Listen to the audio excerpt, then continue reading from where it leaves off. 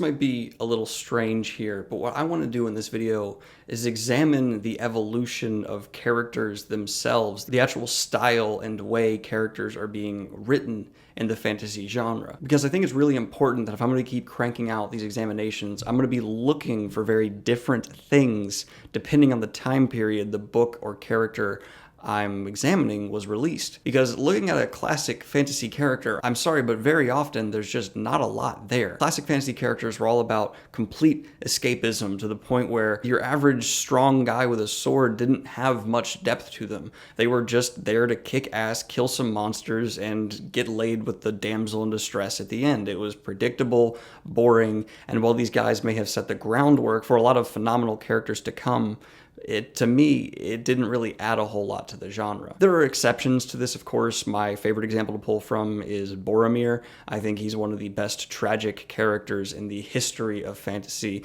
and really just points to the genius and brilliance that is Tolkien. Pretty much everything I'm going to say about classic fantasy you can disregard largely for Tolkien because he's elevated character on his own for the fantasy genre. After The Lord of the Rings was finished, the fantasy genre didn't really surpass what Tolkien set the bar at for quite a while consistently. There were every now and then really high-level fantasy characters that did come out in the following decades, but in my experience, it really took until the 80s for great fantasy characters with a lot of depth and evolution to become much more commonplace. I can't even begin to imagine a classic fantasy character having nearly the level of depth, development, and growth that we're seeing in fantasy characters like the Game of Thrones has established. Just in that one series, there are more characters who have gone through a more emotional trauma and development than I think all of classic fantasy up until its very end had total. No one in classic fantasy had nearly as much growth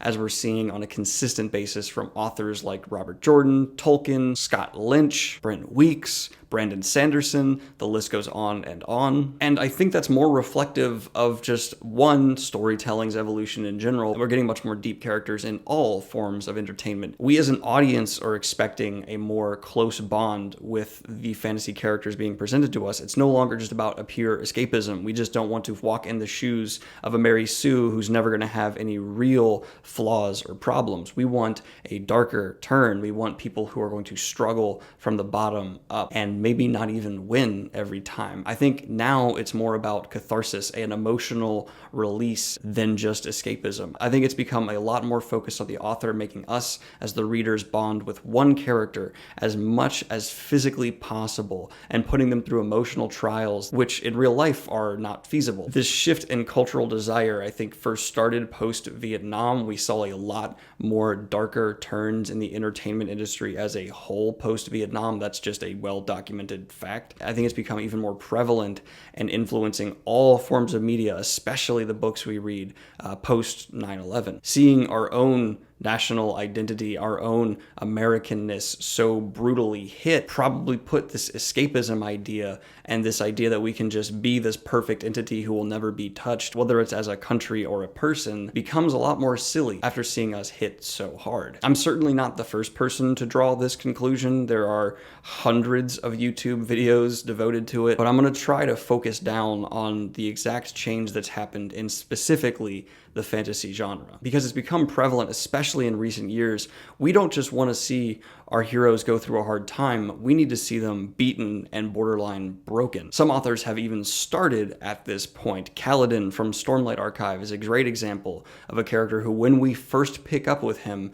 is already beaten down to a near pulp. He's lost it all, and it's about rebuilding from there. And I think this rebuilding metaphor works exactly with our cultural identity right now. We are all struggling to rebuild in one way or another something we once held pride in, our national identity. And if you're not American, this can still be true for Europeans and Asians and everything across the world. These last couple of decades have put a lot of ideas like nationalism in the spotlight and torn them apart. It's much more commonly accepted that the country you come from or the class, religion, status you're in is no better than the rest. We're all just people. We're all going through the same rough times. No one has the perfect life. That's why we see millionaire celebrities still killing themselves in the news. It's a horrible thing to think and feel, but it's true. We all still have these mental issues, regardless of where you're from, what you believe, gender, or skin color. These things are universal. And now that we as a populace are educated of this, having a character who is just so boldly and blatantly immune to everything that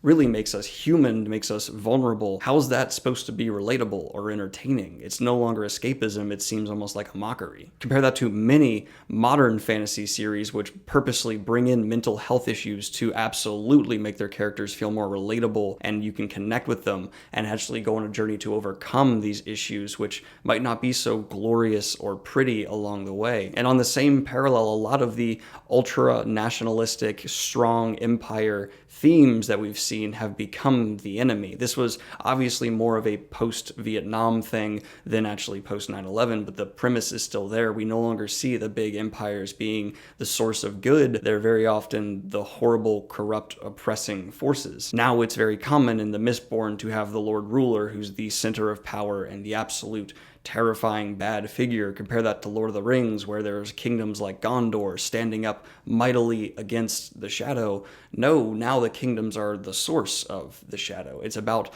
the ragtag group, the underdog coming up and fighting against this bigger, darker force. Many times this big bad guy isn't even the focal conflict. It's the side story. It's much more about the internal struggle. Look at Randall Thor, whose biggest struggle, his longest continual struggle throughout the Wheel of Time, is one against something that really resembles schizophrenia, hearing voices, these violent mood swings. It's a character who's clearly battling an internal pain more than anything else. If you look at all the pages where he's fighting against himself versus the pages he's actually fighting a Forsaken or the Dark One, it would be a massive stack compared to maybe 20 to 30 pages. Even his final battle with the Dark One at the end of the Wheel of Time doesn't resemble a traditional sword v sword fight. It echoes much more of someone battling something internally and overcoming of sorts. It's really a philosophical, nihilistic debate that's happening, whether or not this world is worth having. That is, to its core, an incredibly modern idea. The discussion of nihilism has only really become popularized fairly recently in the grand scope of things,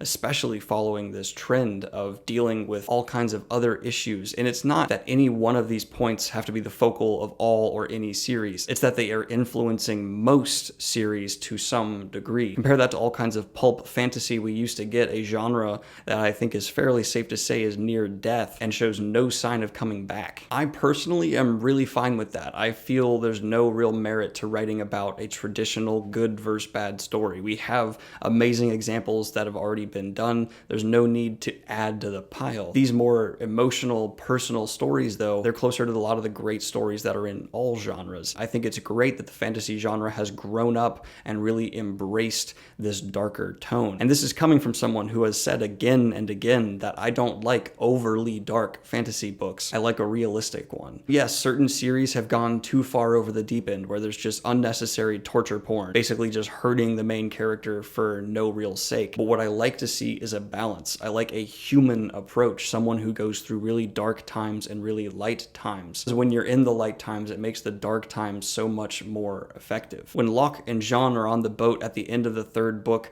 of the Gentleman Bastards series, that scene would not have had nearly the impact if we had not had the really good, gleeful moments between the two. That was the least spoilery way I could talk about that scene. Obviously, this is kind of just a rant and ramble, but I think it's really important that we acknowledge this change that's happened for the genre, because maybe I'm wrong pulling from things like 9/11 or Vietnam shifting the cultural landscape, but I don't think I'm too far off base, especially since there's so many people out there who agree with me. I'm very willing to admit this is not an entirely original idea. I just see it so prevalent in the fantasy genre specifically. Do you really think you would be interested in reading just another Mary Sue story? There are certainly plenty of modern fantasy characters who still fit in with the very Mary Sue kind of over-the-top blueprint from the past. I think Kvothe is a prime example of a character who has no real problems ever. He just solves them left and right. And if you still want that escapism that, oh, I want to embody this perfect individual, that's fine. I'm just not there with you. I prefer a much more human approach to a character. That's really it. It was just an interesting idea that had been buzzing around my head all day. I hope you guys enjoyed this rant ramble examination of character, not character examination. Have a good one, y'all. Like and subscribe if you have not already. Hit the Patreon if you'd like to support the channel and what I do here. I sure love each and every one of you a lot. Have a good one, y'all. Peace.